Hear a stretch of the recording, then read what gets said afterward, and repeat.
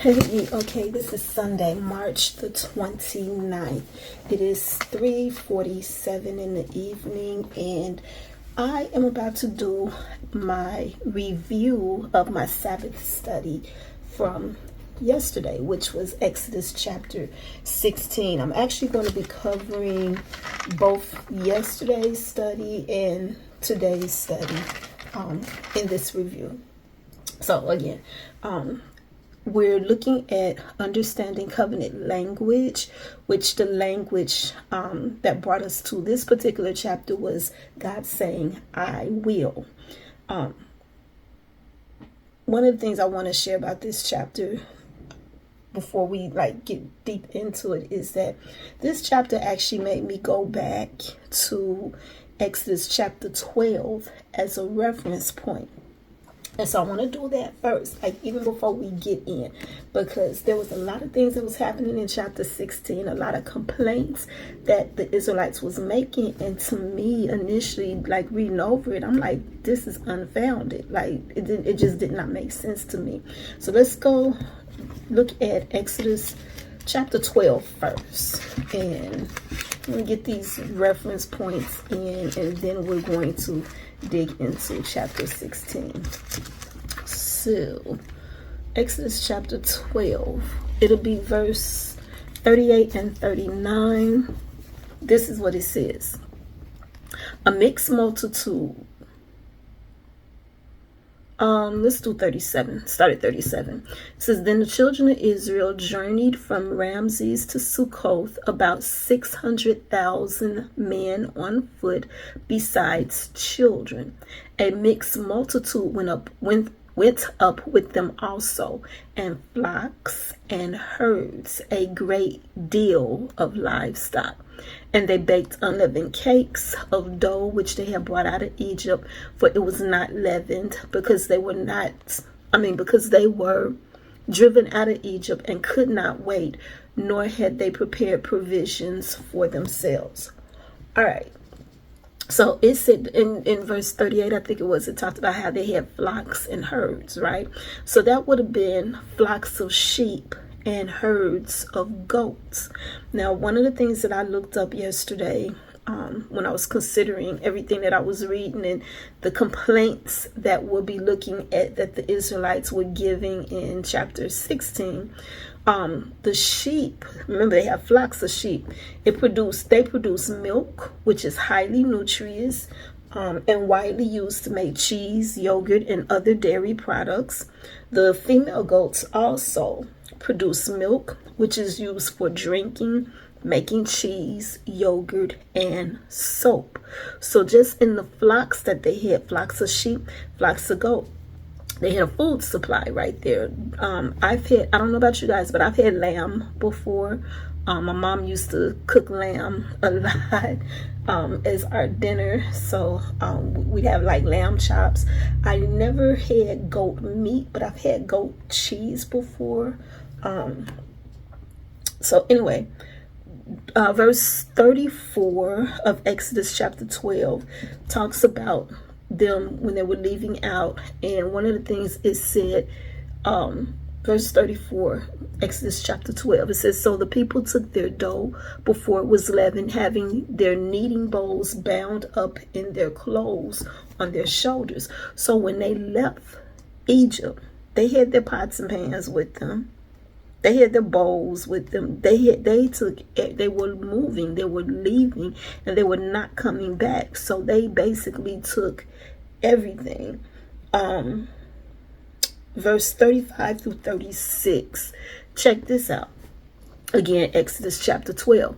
It says, Now the children of Israel had done according to the word of Moses, and they had asked from the Egyptians articles of silver, articles of gold, and clothing. And the Lord had given the people favor in the sight of the Egyptians, so that they granted them what they requested. Thus they plundered the Egyptians. Now, I went to go look that up, the word plunder, because it said they plundered the Egyptians. Now, ethically, domestically, and internationally, it has a meaning. Ethically, plundering is considered morally wrong. because it involves taking what is not rightfully earned, violating individual rights and community stability. Now we're talking about plundering, and that's what the Israelites did to Egypt. Domestically, plundering constitutes severe theft, fraud, and extortion, often involving illicit forced removal of property. Internationally, again, it is considered illegal and prosecuted as a war crime. In the Bible, it refers to, we're talking about plundering now, it refers to the seizure of goods, wealth, or livestock by force, typically following military victory, as both a common practice and often as a divine directive. It signified judgment, spoils, or the transfer of wealth from defeated enemies. There's this saying, you've probably heard it, where they say the wealth of the wicked is stored up for the righteous. So there was a wealth exchange, a transfer. It was called plundering. Now, when commanded by God, such as when the Israelites plundered Egypt, it was a means of judgment against the Egyptians and a reward for the Israelites. But check this out. When the Israelites was disobedient to God, they had their own possessions taken by other nations. So it wasn't like this was something that was just the Israelites doing this and the Israelites getting what everybody listened. If they were disobedient, I remember back in, I think it's like chapter 32 of Exodus, where those people the Israelites had made the calf idol, and God wanted to kill them all. What he said to them, he said, take all that off, all that gold, all that, take it off, while I figure out what I want to do to you.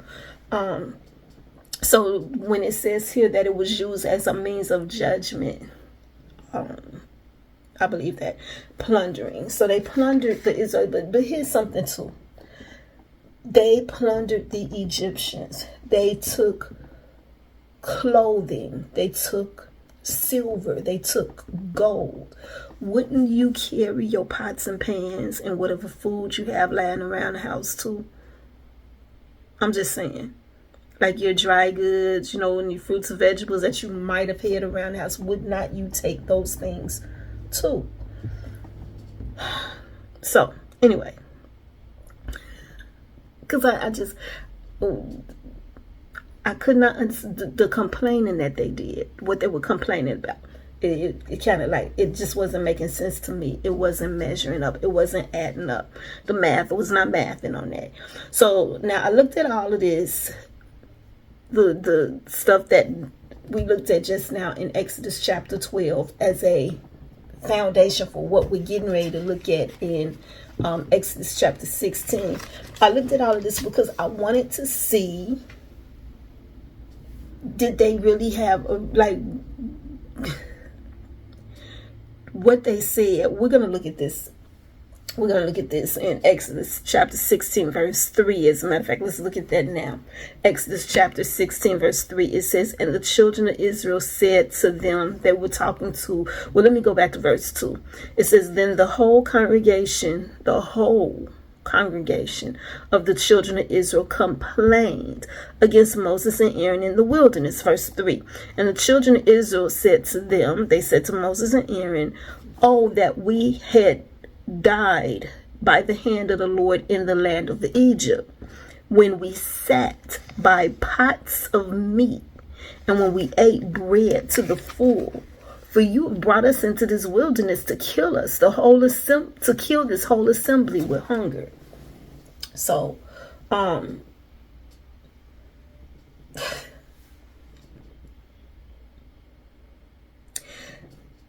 they were complaining about food. Their part. They were complaining about food. They said, basically, like looking at this, it would have you could have just killed us in Egypt, where we were sitting by pots of meat and we ate bread to the full. They're complaining about food. That's why I looked up. I had to go back to Exodus chapter 12 because I'm like, wait a minute.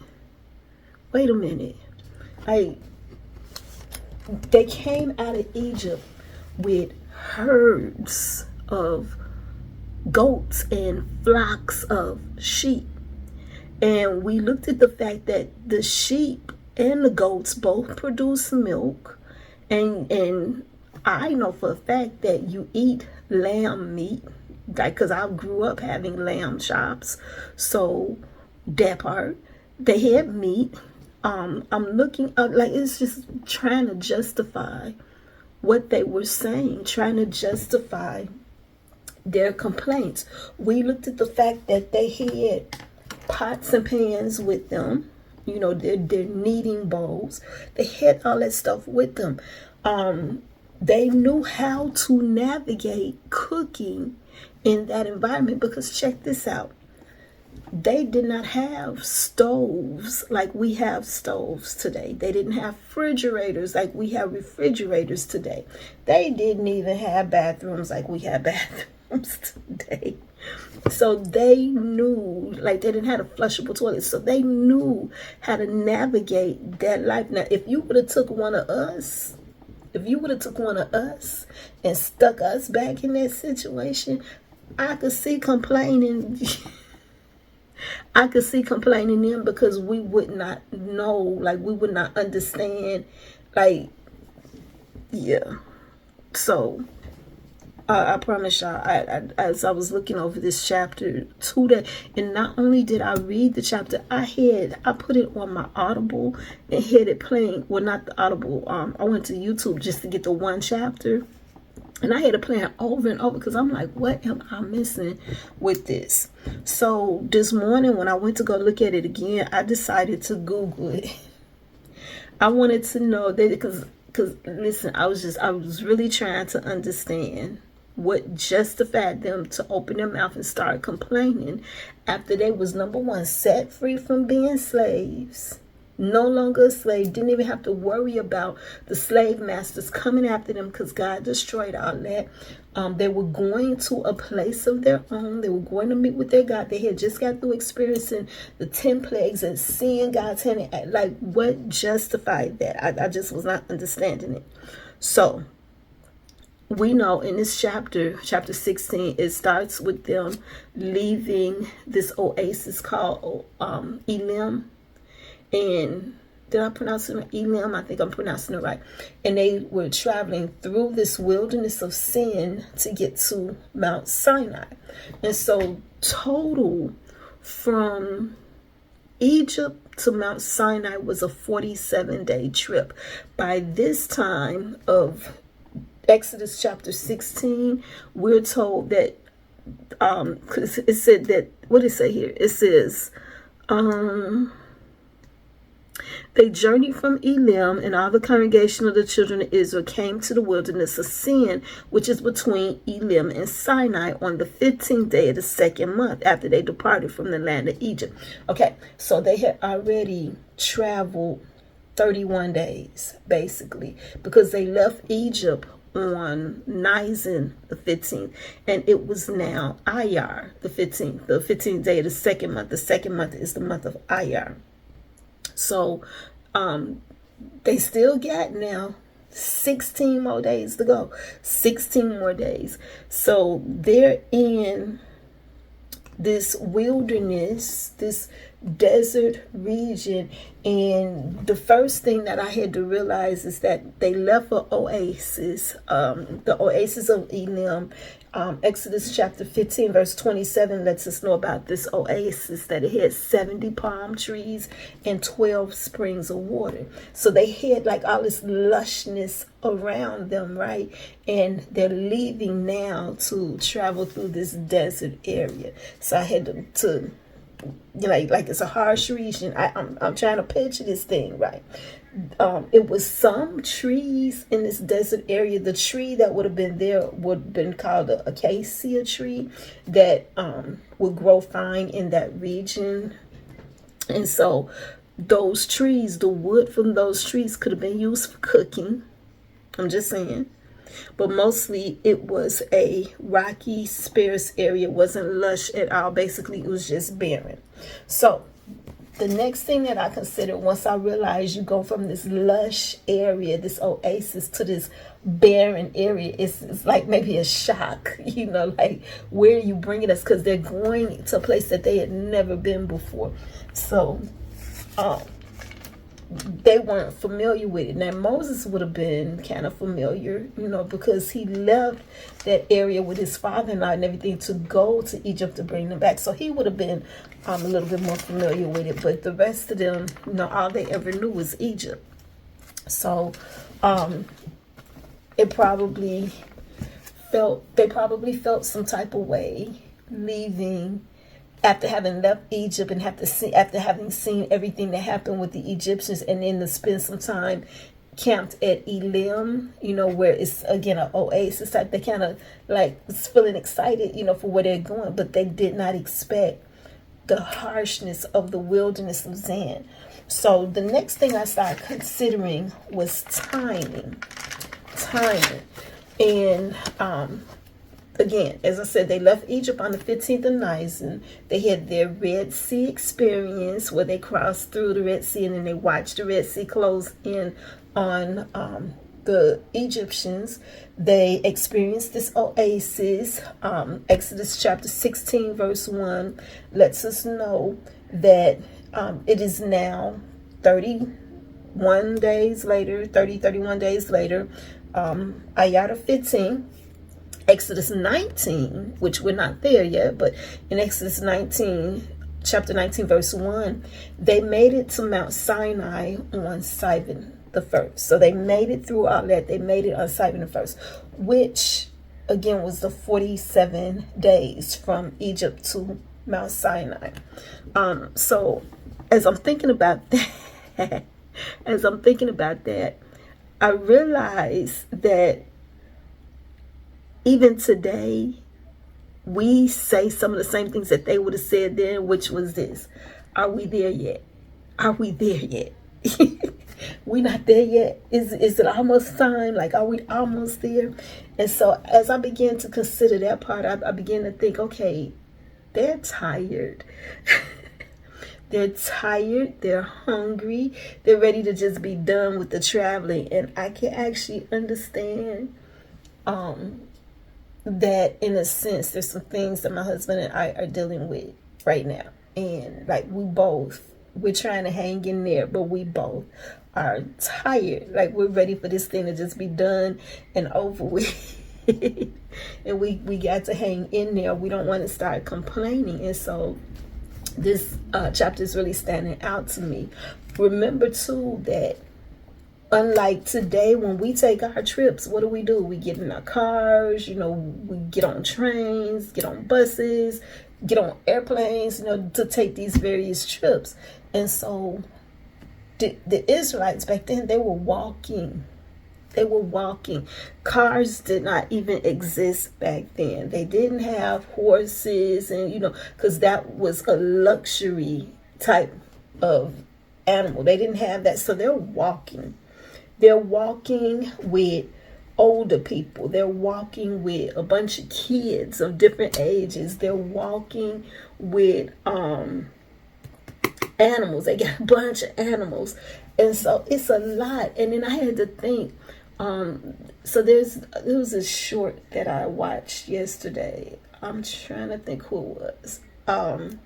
The Beeston family, I think it was them, and they were talking about taking a trip, or like, I don't know who it was, but on YouTube, sometimes different family videos, where they be showing it, they be talking about the trips that they take when they're taking it with babies, or when they're taking it with several children. And listen, those trips might be like the flying part of it. They might go from one state to another, and it'd be in that 24-hour day. We're talking here about 47 days, of which 16 of those days was going through a dry wilderness. So I'm like, okay, I think I could give them grace for because I'm learning the mercy part. King Jesus said, "Go learn what this means."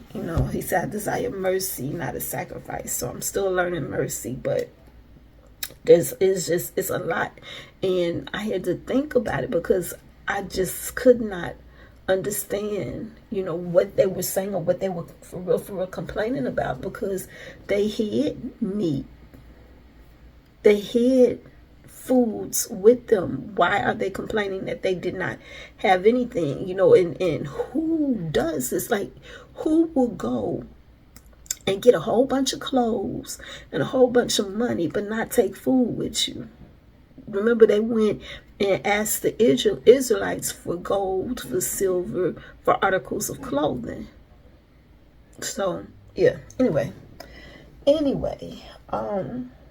like I said, our traveling today, I had to again think about the time and like how they were traveling, the fact that they were walking, dealing with kids. When kids start getting tired, they start becoming incorrigible, and then the older ones, and so I got to thinking of my husband and I, right? And so let me ask you, what is the longest that you have traveled? What's the longest that you have traveled? As for my husband and I, we'll go about 6 hours and then we'll stop and take a break. Like get a room for the night or whatever. If we have to go like a pretty long distance, we'll break it up so that we can have time to rest. Anyway, like I said, I imagine that the people were tired, and like when all you see is sand and rocks and you can't see beyond that. I think about that too, that there's times when I'm doing something and I can't see the end of the road, and so it starts becoming like a press, like a push. But once I could see the end, that's when you start like hurrying up to get there. So again, for them, this part of the journey was 16 days. That's a lot. Not 16 hours, 16 days. And it's slow, because no doubt they had to keep stopping. And so they started complaining. The Israelites did. They started complaining. And I want to say this too. I want to kind of give them some credit, because when I think about everything that they accomplished back then, moving the way they did, not having the comforts, the creature comforts that we have today when it comes to moving, I realized that they back then were much stronger than we are today, because our modern day conveniences has actually weakened us. Anyway, let's put this in perspective. The Israelites, the children of God, all different age ranges, but still children of God, are traveling and they're being led by their parents, God, not Moses, God. These children looked at Moses, who was having the same experience as they were, and all they saw was Moses. They did not see their Heavenly Father. And our looking in on that situation, we're able to see the full situation. We're able to see God through Moses being the one who is bringing the people to himself. We're able to see all this. We're able to read this. It's a difference when you're on the outside looking in than when you're actually going through a matter also. So, a parent cares for the needs of the child, right? If you ever traveled with children, you make sure that you have what you need, but you also make sure that they have what they need too. So if the child complains, I'm hungry, what does a parent do? They stop and get them something to eat. If the child gets a complaining, I got to use the bathroom, what do? You find a rest area so that you can pull over so that they can have what they need, right? It's about how it goes. So the child, the Israelites, looking at this now, from that standpoint, the child, the Israelites began to complain. I'm hungry. And who provides the food for them is God. And that's what we're seeing in this chapter. Not Moses, but God. So they complained. That was verse 3. And let's look at how God provided. This is verse 4. It says, Then the Lord said to Moses, Behold, I will rain bread from heaven for you.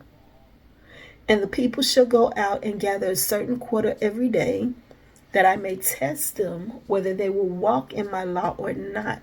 And it shall be on the 6th day that they shall prepare what they bring in, and it shall be twice as much as they gather daily. First and foremost, in the reading of verse number 4, I want to note that God said to Moses, Behold. That word, whenever you're reading God's word and you come across that word, behold, it means to pay extra attention to something, to gaze upon it, to observe, and it applies that something awesome, something wonderful, something of significance is getting ready to happen. So what does God do next? He rains down. Rain. Think of the rain coming down. He rains down bread from heaven. And what I want to do now is I want to look at the instructions again that God gave to the Israelites. We're going to look at verse. Well, let me just briefly go over it because we read it already. Verse 4 and 5. In verse 4, he said that the people will go out and gather a certain quota each day. Verse 5 says about how on the 6th day they shall prepare what they bring in, and it shall be twice as much as the other days. So these was the instructions basically, and it would have been something they would have been familiar with, getting up, going to work, making sure they meet the quota, so they would have been familiar with that. Especially because of having worked as slaves and having had a quota to meet. The only difference would have been that they are being given a mandatory rest day. That is the only difference. So, God spoke to Moses and Aaron. Well, God spoke to Moses. Moses spoke to Aaron, telling Aaron what God said, and together Moses and Aaron went to the people. Let's check out verses 6 through 8, and let's look at what they told the people. It says, hold on. Okay, y'all, I had to take a quick break for a second. Sorry about that. All right, so let's look at verses 6 through 8 of Exodus. This is what it says.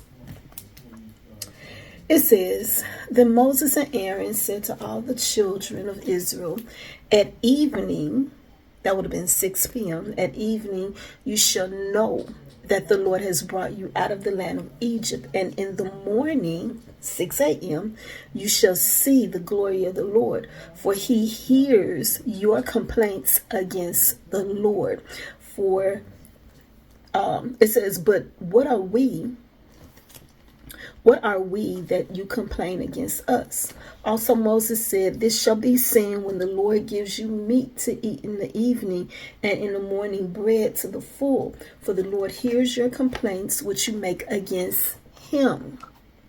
And what are we? Your complaints are not against us, but against the Lord. This is what stood out to me. The complaints that they were making about not having food, and how Moses brought them into the wilderness to kill them there, or however. That stands out to me because today when people complain, whether they're complaining about something, whether they're complaining about people, they don't realize that their complaints is against the Lord. For here with the Israelites, their complaints was against Moses.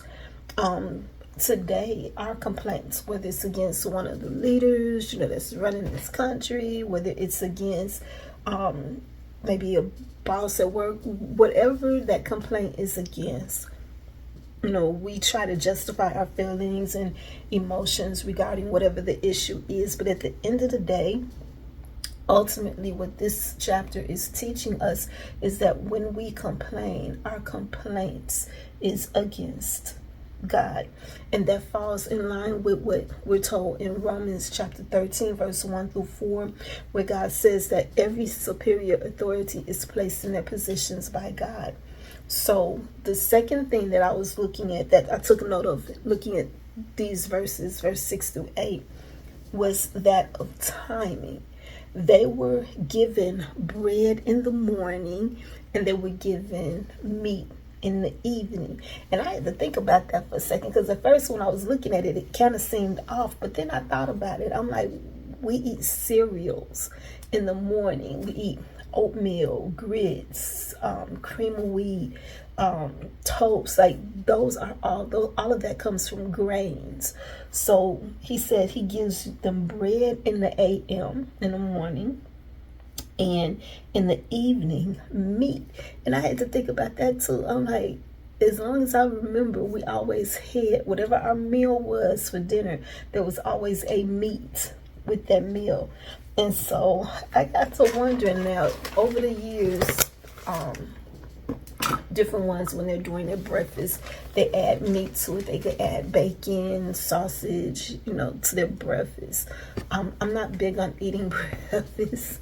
I eat breakfast when I'm actually hungry, but for the most part, I'm not big on eating breakfast.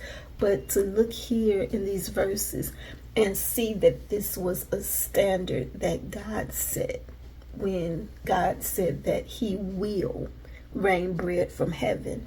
The standard was you get bread in the morning and you get meat in the evening.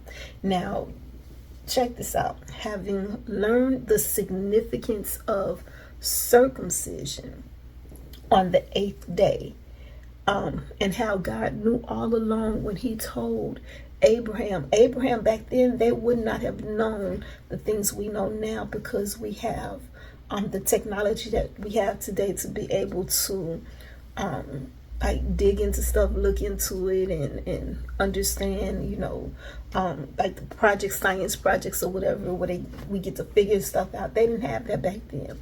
So when God told Abraham to do the circumcision as early as 8 days old, God knew already what they're just finding out today, which is the significance of the vitamin K on the 8th day and the role that it plays in circumcision. Let me just tell y'all what that role is. Vitamin K, on the 8th day of a child being born, prior to the 8th day, the body does not have enough vitamin K in it. But on that 8th day, it has the vitamin K that is necessary for the blood to coagulate, or clot up, so that when circumcision is committed on a child, performed on a child, they won't bleed to death. It'll because of the vitamin K that's in their body.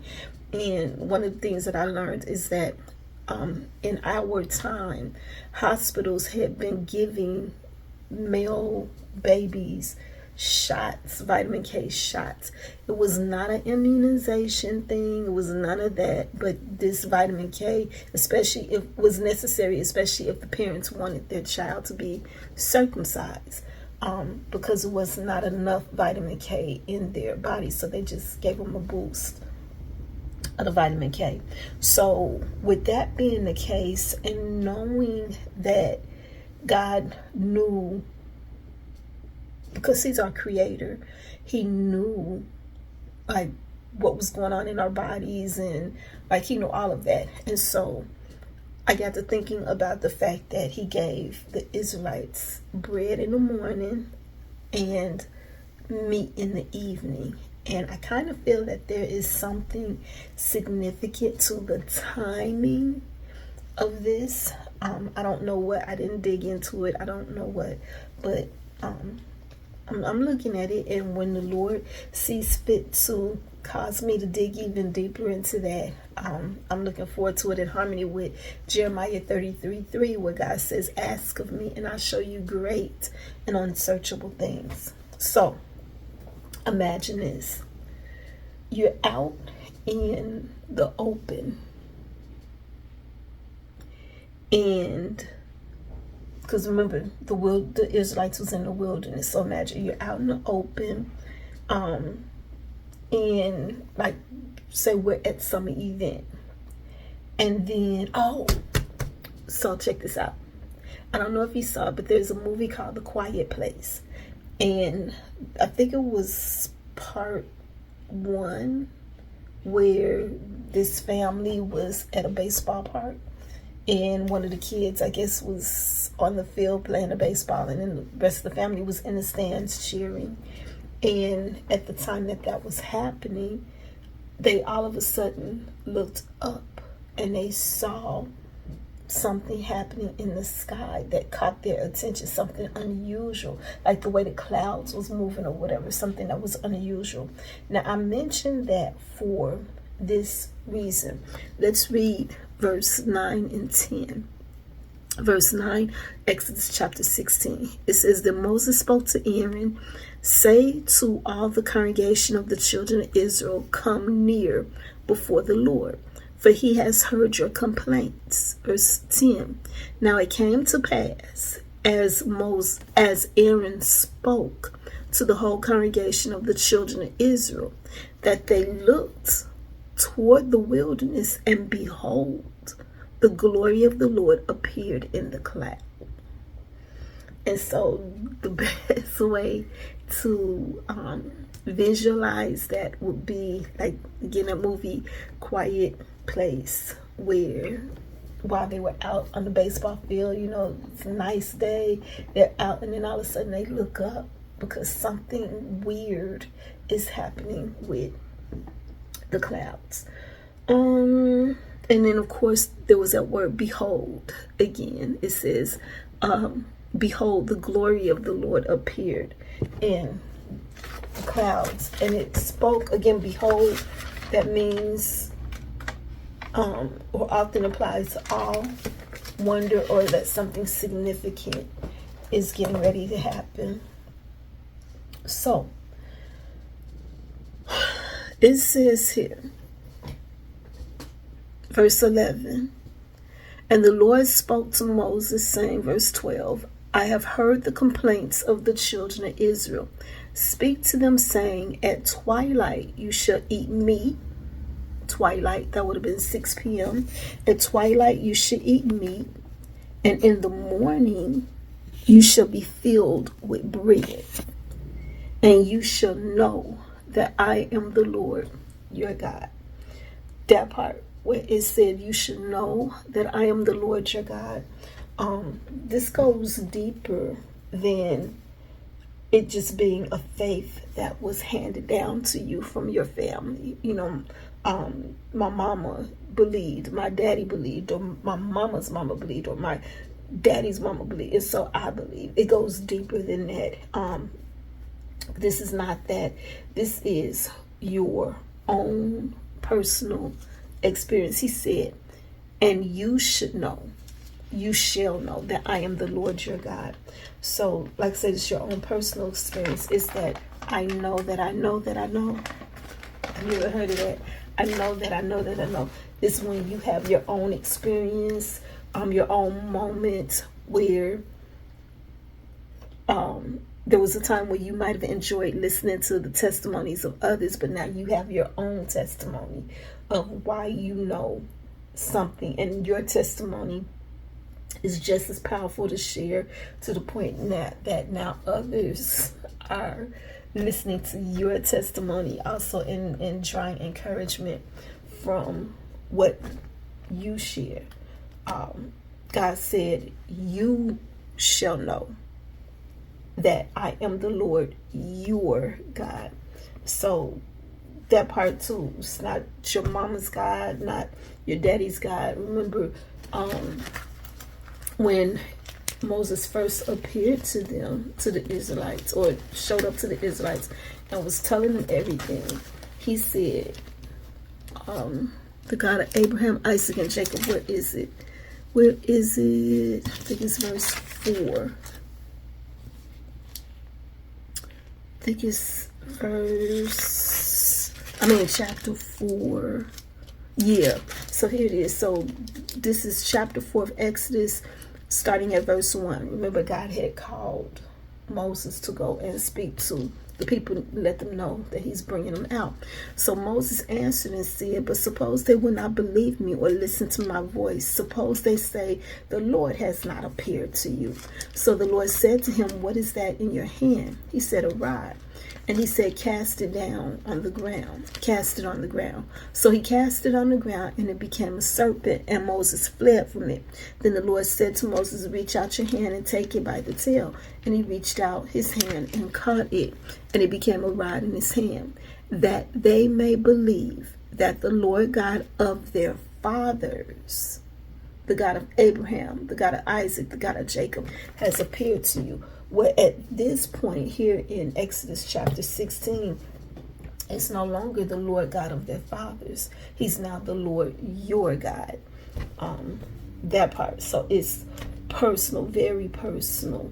And it's intimate because God is now claiming you, because God was the one that was actually speaking.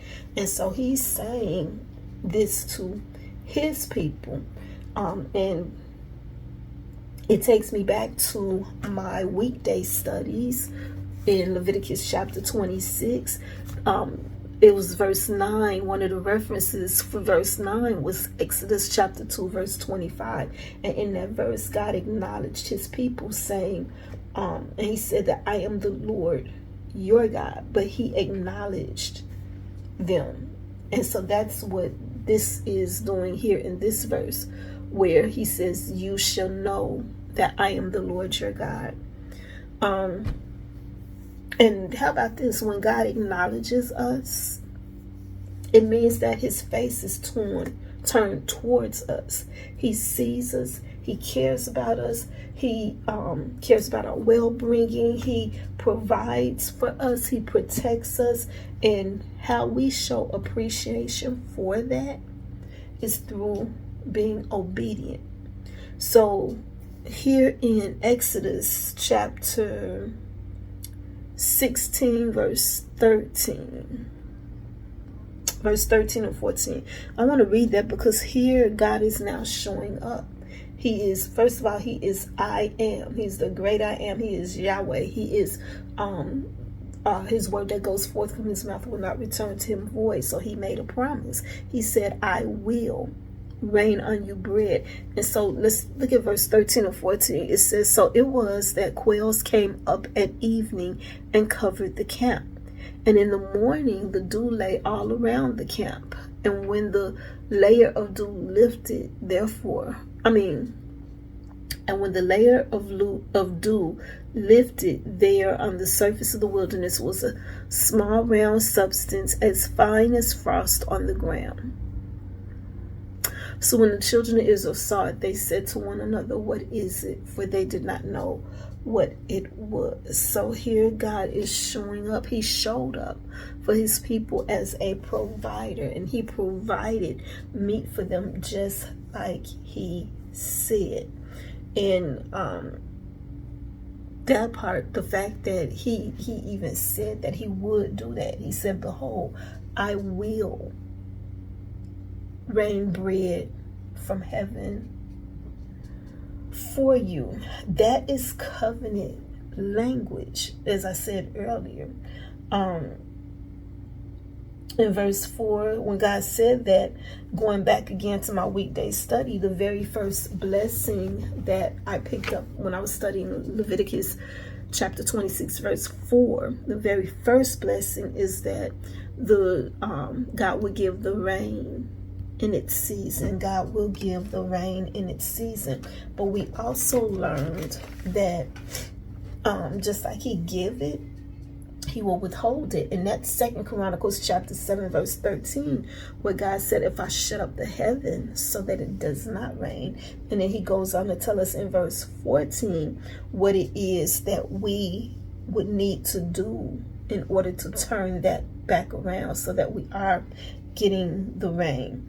He tells us what to do to keep the provisions, in other words. And it was really simple. It was real simple. It was just obedience. That's it.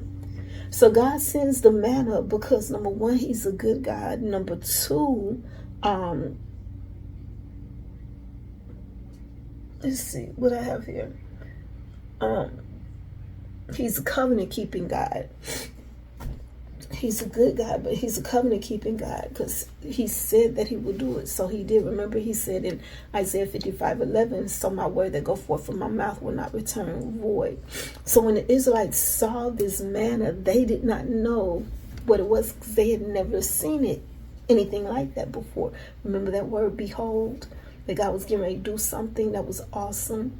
So verse 14 of Leviticus 16, it described it as a small round substance, as fine as frost on the ground. And I was able to identify with that because being raised in Chicago, there were many times where I left out the house early in the morning, like going to school or however, and there would be frost on the ground that would not melt until the sun came up for the day. Numbers chapter 11 verse 7, as well as it was here in Exodus 16:31, also described the manna as looking like coriander seed. It had a taste that was like wafers made from honey. I want to show y'all what coriander seed look like in case you've never seen coriander seed. So hold on one second. So I went to go look and see if we had coriander seed. We had coriander powder. I thought we had some because I was going to show it to you, but apparently we don't have any more. So anywho, let's move forward. Remember, keep in mind the way that we show our appreciation for all that God does is through obedience. So let's check out verses 16 through 26 now of Exodus chapter 16. It says,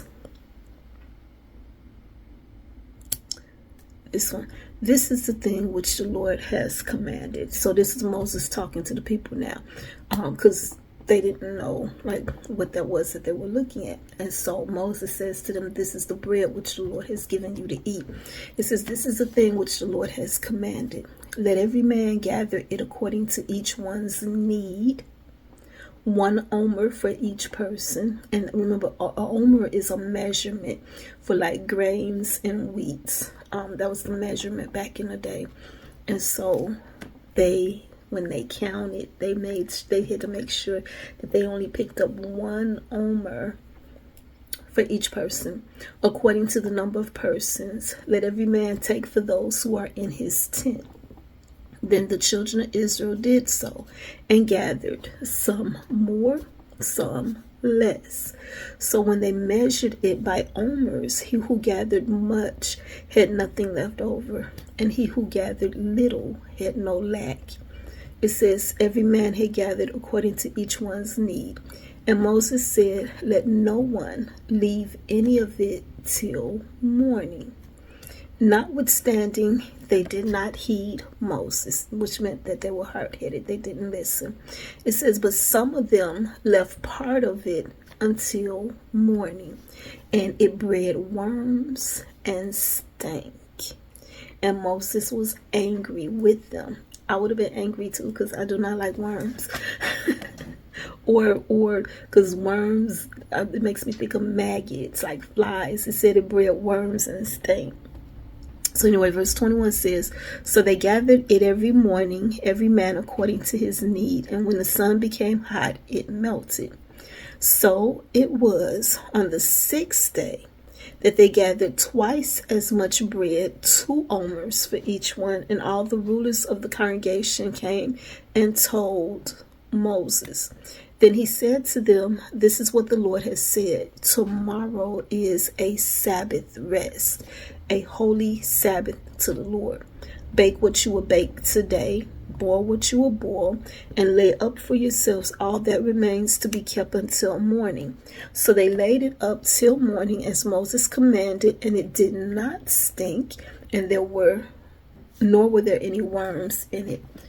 Then Moses said, "Eat that today, for today is a Sabbath to the Lord. Today you will not find it in the field. 6 days you shall gather it, but on the 7th day, the Sabbath, there will be none."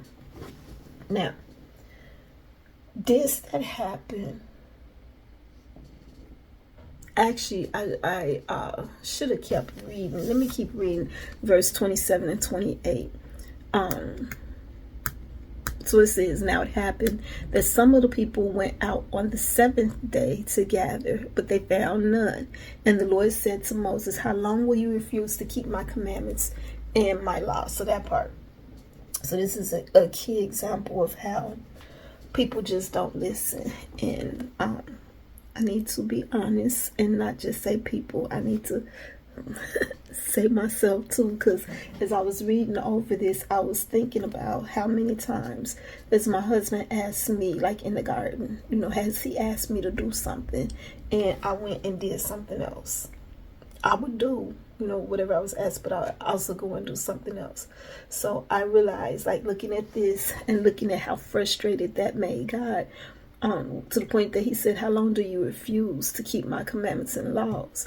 Verse 29, "See, for the Lord has given you the Sabbath. Therefore he gives you on the 6th day bread for 2 days.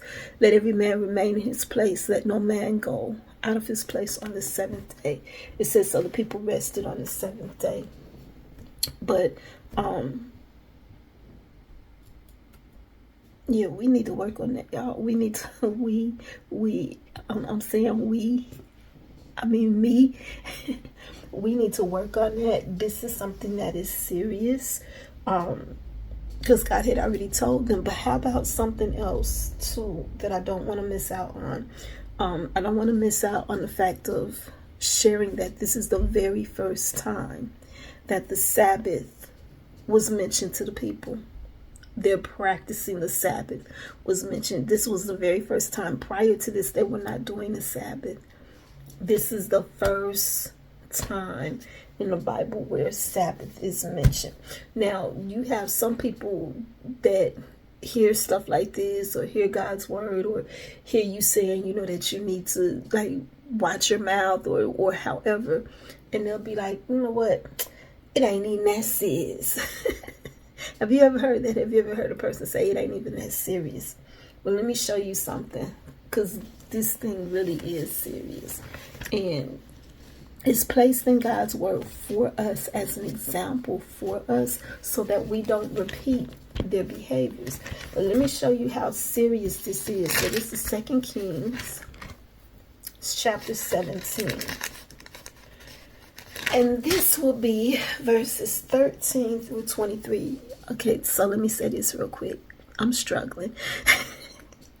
I know you can see it. I know you can tell I am struggling. I'm so tired. In the process of doing this study, I had to stop and go help my husband out in the garden. And so we had to add more dirt to the potatoes. There was a lot of buckets, like all of my pineapples. All of my pineapples died through this past winter that we just had. Yeah, they didn't make it through. And so I had to take all those buckets and dump them into the raised garden beds that we're now doing. And I have a whole garden bed to myself for my pineapples. And I got 3 that is in the house that I had started. And so they'll be going out there.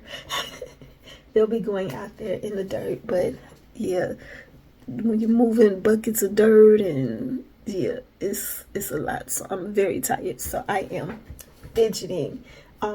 pausing a couple of times. I'm fidgeting to, I don't know, trying to get through this. Y'all bear with me. Bear with me. There's a lot that's going on. So anyway, 2 Kings chapter 17, verse 13. Starting at verse 13, we're going to read down to verse 23. How serious is it that we pay attention to what God is telling us to do, that we do what he do?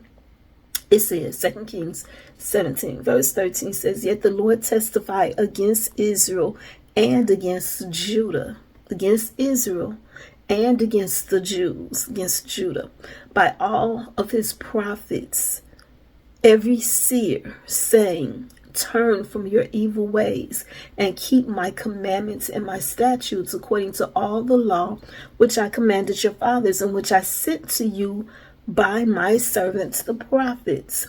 Nevertheless, they would not hear, but stiffened their necks like the necks of their fathers, who did not believe in the Lord their God, and they rejected his statutes and his covenant that he had made with their fathers, and his testimonies which he had testified against them. They followed idols, became idolaters, and went after the nations who were all around them, concerning whom the Lord had charged them that they should not do like them. So they left all the commandments of the Lord their God, made for themselves a molded image of 2 calves, made a wooden image, and worshiped all the hosts of heaven, and served Baal. And they and they caused their sons and daughters to pass through the fire, practice witchcraft and soothsaying, and sold themselves to do evil in the sight of the Lord, to provoke him to anger.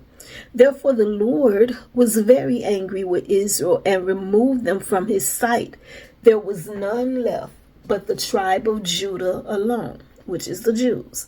Verse 19 says, Also Judah did not keep the commandments of the Lord their God, but walked in the statutes of Israel, which they made. And the Lord rejected all the descendants of Israel, afflicted them, and delivered them into the hand of plunderers, until he had cast them from his sight. So where they plundered Egypt, they're now plundered. So it says, For he tore Israel from the house of David, and they made Jeroboam the son of Nebat king. Then Jeroboam drove Israel from following the Lord, and made them commit a great sin. For the children of Israel walked in all the sins of Jeroboam which he did. They did not depart from them until the Lord removed all Israel from his sight, as he said by all his servants the prophets.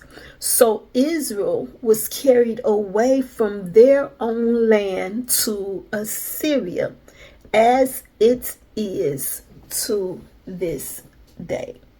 So all that fighting that's going on, like Assyria, that's over there where Iran is today. China, Russia is right above it. It's all in that area. And so how about this? I will tell you to continue to read chapter 17, because what you'll find is the king of Assyria, when he brought all of the Israelites out of the land, the territory of Israel, territory named after their dad Israel, or Jacob, when he brought all of them out and took them all to Assyria, Iran, China, Russia, up in that area, he took the people who were in that area, people from Babylon, Kutha, Ava, Hamath, and Sepharvaim. He took them and he put them in those cities in Israel. And so when he did that, how about the lions? The Lord sent the lions to come in and start killing them. And so the people, they was like, we don't know the God of the land, or the rituals that they did. And so now they're sending lions against us. So anyway, the king of Assyria went and got one of the priests that he had taken from the land and sent him back so that he could begin teaching the people. So check this out. Um, he did begin teaching them. And okay, so this is what it says. I'm going to read it. Still 2 Kings chapter 17, verse 29. However, every nation continued to make gods of its own and put them in the shrines on the high places which the Samaritans had made every nation in the cities where they dwelt. And then it talks about what these gods are. Verse 32, it says, so they feared the Lord, and from every class they appointed leaders for them. Women, and from every class they appointed for themselves priests of the high place who sacrificed for them in the shrines of the high places. They feared the Lord, yet served their own gods, according to the rituals of the nations from among whom they were carried away. It says, to this day, verse number 34, they continue practicing the former rituals. They do not fear the Lord, nor do they follow their statutes or the ordinances or the law and commandment which the Lord had commanded the children of Jacob, whom he named Israel. And then it goes on. And then verse 41 says, so these nations feared the Lord, yet served their carved images. Also their children and their children's children have continued doing as their fathers, even to this day. So this thing is serious. This thing, here's a map.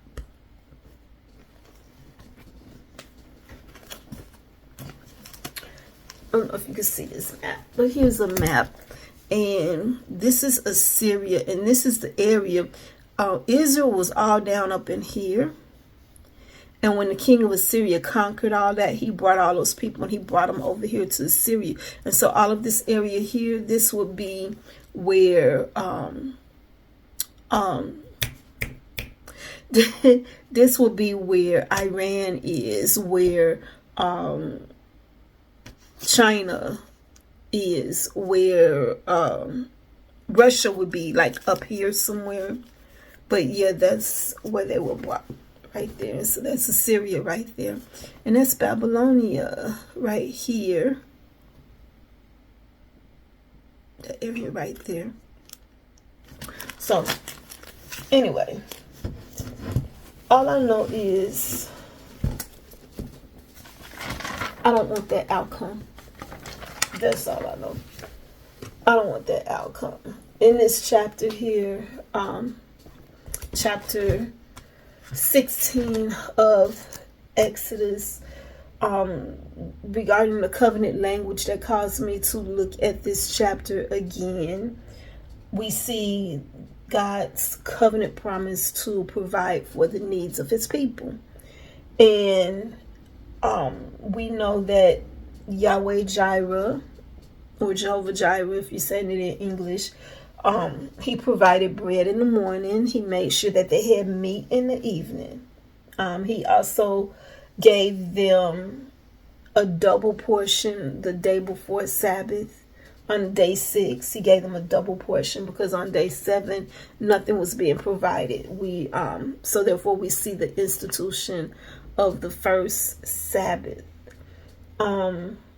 We also see in this chapter how persistently hard-headed his people was, and we saw how God felt about it.